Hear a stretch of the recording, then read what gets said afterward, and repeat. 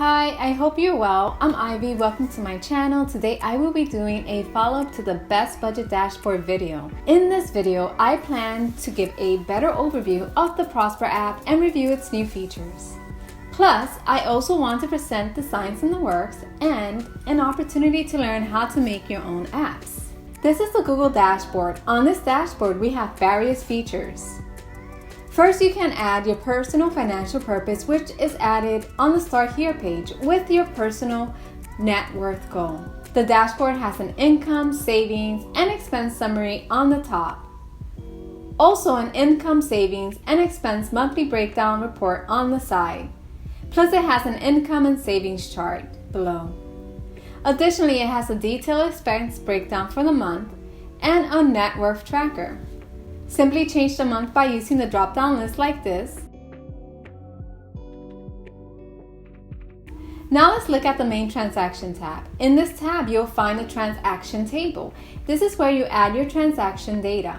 You can add the data directly to the table, or you can use the mobile app. I personally use the mobile app just because I find it less tedious and I can add my transactions on the go. If I add transactions on the desktop, I still use the mobile app on the AppSheet platform. The Prosper app is an app that works with Google Sheets. Basically, that means that you can fill out your Google Sheet from an app on your phone or desktop. You have full ownership of the data and app. I created this app because I found it boring to come home and sit at my desk to fill out a Google Sheet.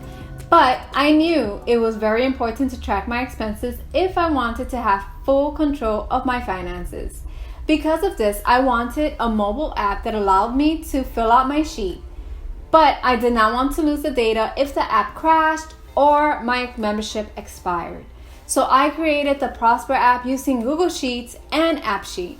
This app is very easy to use. First, all you have to do is add your accounts by selecting the icon at the bottom and fill out the user form like this.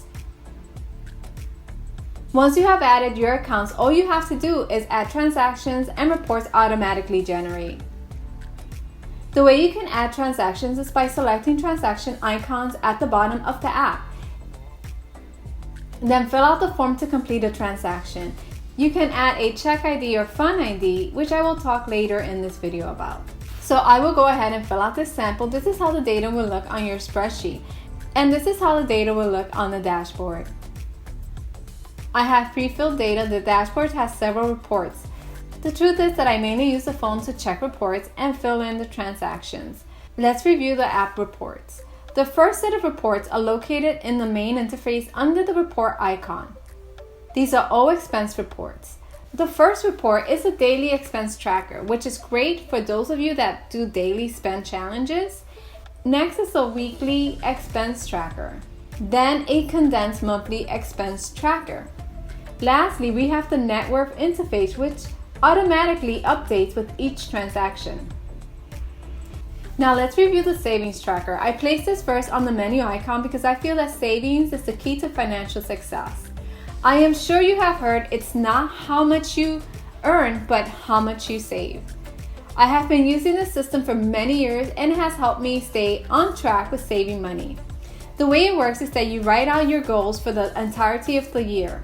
You would do this on the spreadsheet since it's easier. I have placed some sample data as an example. First, you will add the amount you plan to save, and then all you have to do is place the amount that you've actually saved.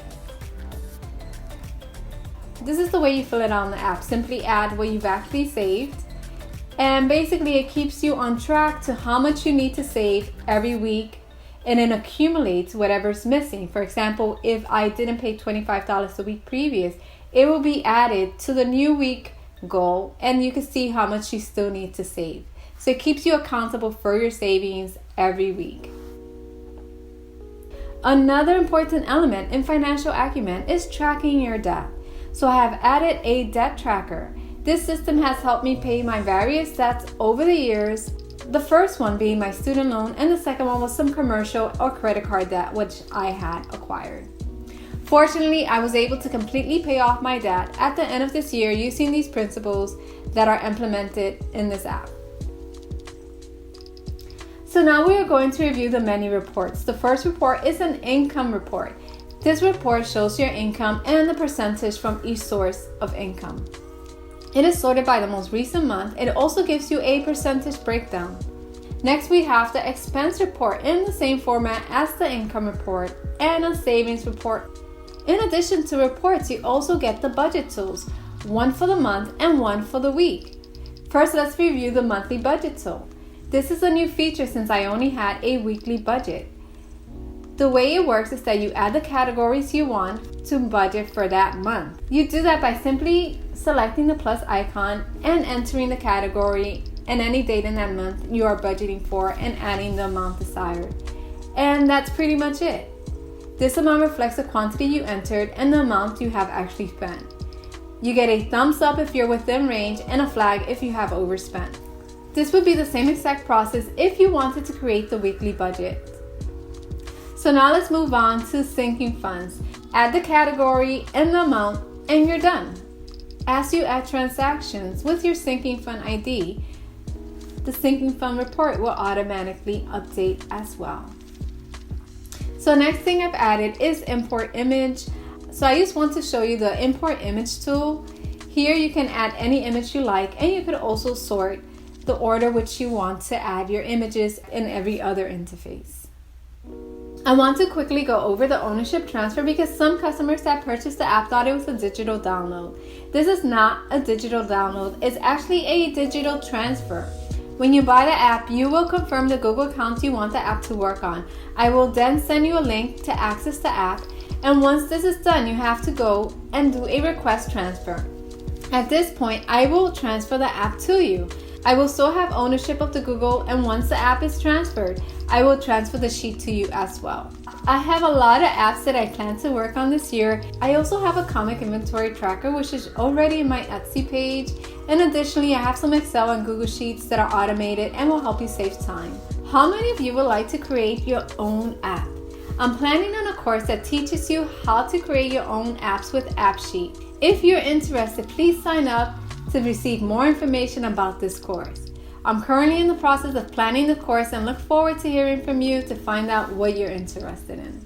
This completes the Prosper app review. Add any questions you may have in the comments section and I will happily answer them to the best of my capability. If you like the Prosper app, it is available in my Etsy store. I have placed a link in the comments section so that you can check it out. Please leave a like and subscribe to this channel to support this channel. I hope to see you soon. Bye.